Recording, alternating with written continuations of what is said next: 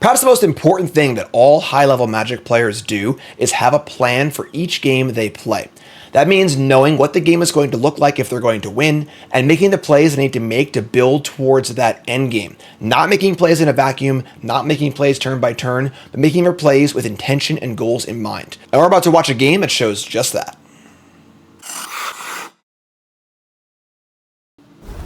This match is from the Modern Regional Championship last weekend in Houston at SCGCon. It features round 14 of Jesse Hampton, longtime accomplished pro player on Team Handshake, playing the new hot Jeskai Blink deck, which is the breakout deck of the event, against Andrew DB Voice, who's playing an Affinity deck, kind of all in Izzet Affinity, a deck that had been doing really, really well in Magic Online and other events. And this game is a perfect illustration of when a player has a plan, executes that plan perfectly, and even if things don't go right or wrong along the way, it's more about the plans, more about how having an idea of what the game is going to look like at the end. If you're struggling in your games or trying to level up your game, this is a really, really important factor you see almost every great player do. They don't play turn by turn. They understand what the game looks like when they win, and they play to that game. So let's jump in and take a look. Remember, folks, if you like this kind of content, please like, comment, subscribe, support the content as always. If you like these kind of videos, I've done a few of these now. Please give me your feedback. Any matches you want to see, please leave them in the comments. If it was saw a great game, want to see it broken down. And if feedback is good, we'll do more of these. Like, comment, subscribe. Let's jump in. Also, a reminder, the Spotlight Series comes to Baltimore this weekend. It's going to be an open standard tournament. Top 8 goes to the Pro Tour. Tons of other great events, other games, lots of fun. If you can't make it, tune into the coverage. Watch me, Corey, Alien, Reed break it all down for you at SCG Coverage on YouTube. Check it out. All right, so we got Game 2. This is round 14 of the Regional Championship. Very close to a win and in. Both players at 11-2. A loss doesn't knock a player out here, but it puts them in a tough spot with tiebreakers. A win is almost a win and in. We see Jesse on top, has lost game number 1 on a mulligan here, is on the play. Control, Jeskai Blink control versus Affinity. Affinity, of course, a very explosive deck, and Jesse Hampton's deck more controlling.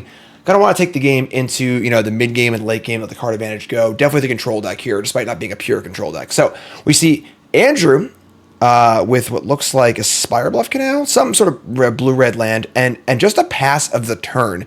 Of course, this Affinity deck is predicated on dumping a whole bunch of crap in play.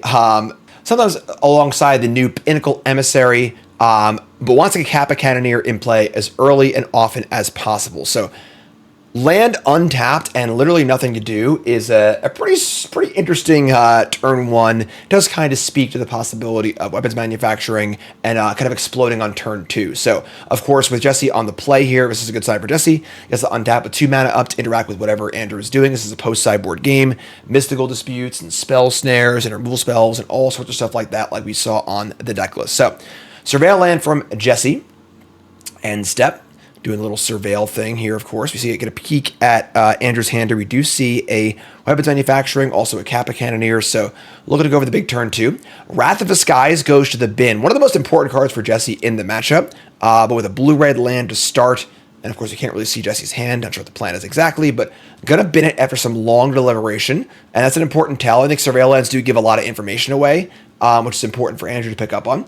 Here's a fetch. Here's a basic Plains on Jesse's side. And then we're going to see a Warp of a Riddler. It's not a great start for Jesse. Riddler, of course, one of the most powerful cards added to the format, but usually when you want to be ephemerating it or blinking it with Ophelia or whatever else, so not a great start.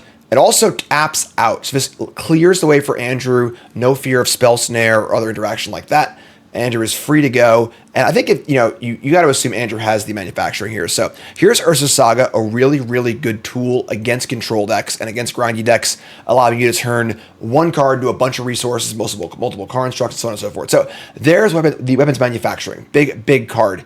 Makes it so every artifact you play, you get a munitions token. This is an artifact token that does nothing, but when it dies, it shocks something, and that's a big deal.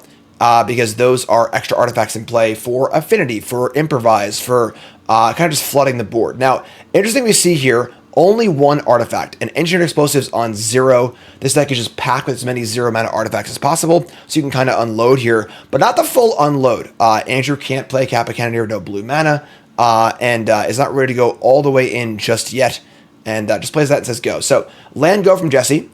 representing, of course, possible interaction, consigned to memory, mystical dispute, spell snare, and so on and so forth, or removal spells. Back Andrew's way. Andrew, take a time to think about things here. And we're going to see an Urza's Saga. Going to add the chapter 1 to that. And now Jesse goes in the tank for a very interesting play. So this is a triggered ability. The chapter goes on. That happens no matter what. It's on chapter 1. But the effect that gives the Urza's Saga the ability to tap for mana is a triggered effect and is therefore counterable by things that counter triggered abilities, like Consigned to Memory. By doing this, Jesse can turn off the mana ability and therefore turn off Andrew's ability to have 2 mana to activate Urza's Saga, kind of a way to like preemptively both Stone Rain the mana of the Saga and turn off the Construct ability. So Andrew knows this, Jesse knows this, fires off the Consign, counters the trigger. They're going to make sure what happens here as far as the chapter counter. It does stay on 1. It's just a Saga on chapter 1 with no ability to tap for mana. So looks like a big play on Jesse's part, and then maybe a misstep on Andrew's part. Could have played maybe a different land and not exposed himself to this not being able to activate the Saga, which is really his huge game. Getting in play these Construct tokens is a very big deal. So we see that resolved. A Mox Opal in the window. It was all a ruse. So by slow rolling the Mox Opal last turn, slow rolling it this turn, Andrew's been able to bait out the Consign. Andrew now has mana for Urza's Saga anyway, which is phenomenal. So that looks really good, right? This is an awesome setup. Kind of a good, good thought process here. You can see Jesse Hampton's like a stone-faced player either way. Doesn't look pleased, but doesn't look pleased anyway. Most of the time, as a real poker face, very serious player. But now we see an odd thing. We see a Lava Spur Boots. So rather than making the Construct, which seems like it was the initial idea of this, we see the Boots come down. This is a naturally drawn 1 of Boots. Usually a thing you would search up with Urza's Saga. Add some munitions. Now there's 3 munitions in play, and a bunch of other artifacts. And we can see another artifact here in Explosives, now flooding the board and setting up for a Kappa Cannoneer, which is one of the most important cards in the deck. So now this threatens Kappa Cannoneer into Lava Spur Boots. However, what's really awesome here is Andrew's planning. So every point Andrew has done so far has looked like the main plan. So at first it looked like Urza's Saga was the main plan, got Jesse to pull the trigger on a Consign. Now it looks like Kappa Cannoneer is the main plan, but it is being played into 2 open mana, could have Mystical Dispute, other ways to answer this, and so on and so forth. But it's all leading to the fact that Andrew doesn't really care about this, which is really important. What Andrew's trying to do, and the best thing you can do against a control opponent, is saying, hey, deal with this. Hey, deal with this. Hey, deal with this. When the real plan is all of these munitions that are piling up. So each munition in play is worth 2 damage when it dies, shocking your opponent. And we already have 10 damage in play via these munitions. And then Urza's Saga, which can go off next turn, can go fly in the Claws of Gix, which is a 0 mana artifact. Allows you to sack artifacts and to gain life. I think it's 1 life. It doesn't really matter. Most importantly is it sacrifices artifacts to do a thing. And that can be the main plan, to sack all the munitions. But the Kappa Cannoneer does resolve, which is a great, hey, cool, that's awesome too. Gets haste, comes in, attacks for 4, 5, 6, 7. So a nice chunk of 7 damage, which is really nice here. So that wasn't necessarily a necessary piece of the puzzle here. If the Kappa Cannoneer got countered by Mystical Dispute or dealt with in some other way, sure, no problem. Because what Andrew's doing here is crafting a game plan and understanding the most important thing about a plan in a serious game of Magic, which is how is the game going to end. There isn't really a good answer in Jesse's deck for all these munitions. Wrath of Disguise, perhaps the best card Jesse has against this artifact deck, is a card that destroys all artifacts, but as a card doesn't exile them. It's not actually good against a huge pile of munitions. If it's 1 or 2, whatever. But Andrew's been able to pile these things up as it's gone on here as almost a plan B, kind of off to the side, says, hey, look at this Urza's Saga. Hey, look at this Kappa Cannoneer. All the while, the munitions pile up and aren't really removable. So we see a Consign here in hand for Jesse. We see a Lightning Bolt and a Flage.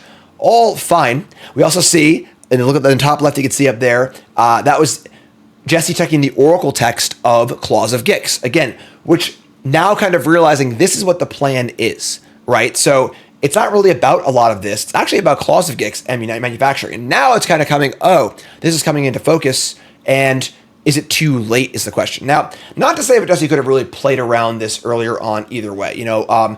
maybe didn't have the answer on turn 2. Maybe didn't need to warp the Riddler on turn 2. Even maybe bluffing a Spell Snare or a Mystical Dispute or something like this wouldn't work. But something like that could have maybe, pushed for interaction some other way. Maybe didn't have it. Maybe didn't have a way out. But Andrew doesn't know that. What we're looking at here is more so Andrew's planning and Andrew's ability to take the time to know what the end of the game is going to look like and to build towards that end, which is the most important thing all high-level Magic players do.